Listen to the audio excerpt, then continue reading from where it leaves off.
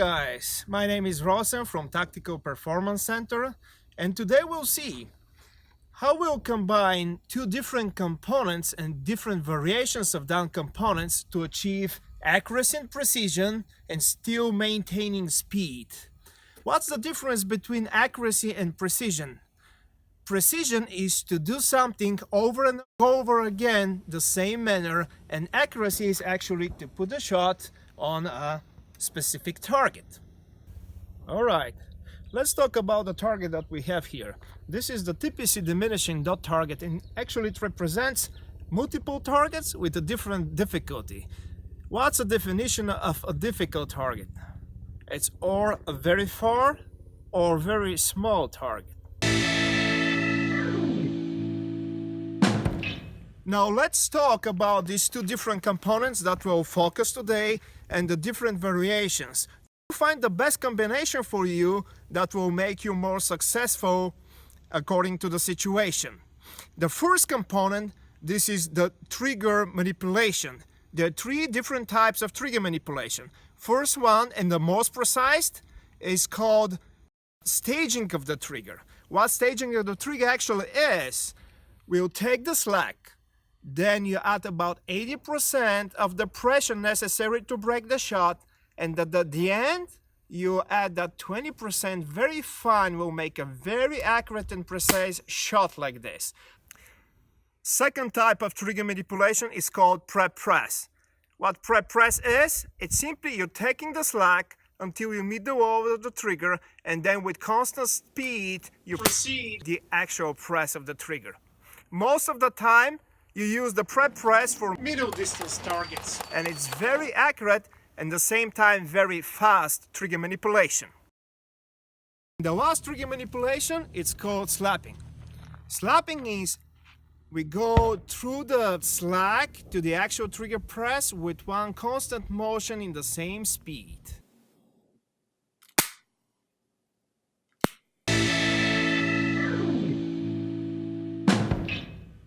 Second component that we'll cover, this is the muzzle flip control. There are two different types. First one is passive, and passive muzzle flip control is when we rely on the cam of the wrist. As we said with the previous episode, camming the wrist is simply setting the wrist and creating that spring still. When the energy of the recoil goes away, our gun will recover automatically more or less on the same point of aim. The second muzzle flip control, it's active one.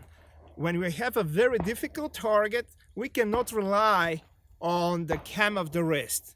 It's precise but not enough if the target is quite difficult. So then we'll allow the recoil to happen, and we're going to micro steer the gun back to achieve that maximum precision and accuracy in that particular situation. Now we'll experiment and we'll combine the different variations of these two components and see what will make us successful and at different targets. What's the actual drill? We have the TPC diminishing dot target. Distance 5 yards away. Gun condition holstered, safety on, or hammer completely decock. On the signal, engage all 4 of the dots, 1 shot per dot only. Makeup shots are not allowed.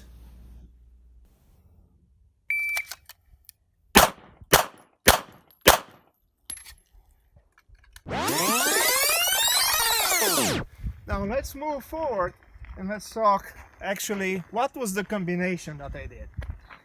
First one, I presented the gun at the moment that I see the sights. I used that passive muzzle flip control. I used the cam and I slapped the trigger. The target is good enough that I can be successful on this one. Second one, I still use the cam, but I prep press the trigger for a little bit more precise shot. I did exactly the same thing on the second WAS target.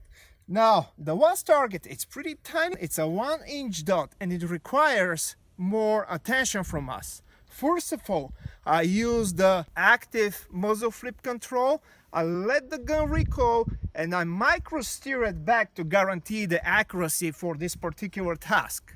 Second, I use the staging of the trigger. to be a really precise and firm shot. It works for me.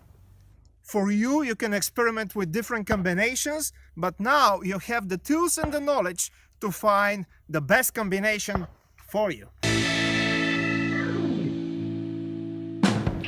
If you're looking for real challenge now, instead of one shot in each target, let's try to make a control pair. You need to engage and put 2 shots in each one in that simple string of 8 shots.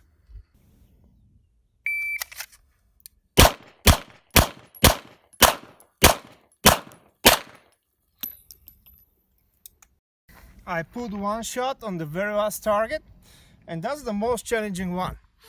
What actually happened? I was a little bit too rushed, and I pulled that second shot a little bit too proactive. It's supposed to micro steer and just simply smoothly place the sights on the target. Well, I dropped that single shot last time on that very last small target, which is a 1H dot. Now, I will stay really focused about my trigger manipulation and make sure that I'm really going to stage that trigger. We'll have that good, precise shot. Let's do it.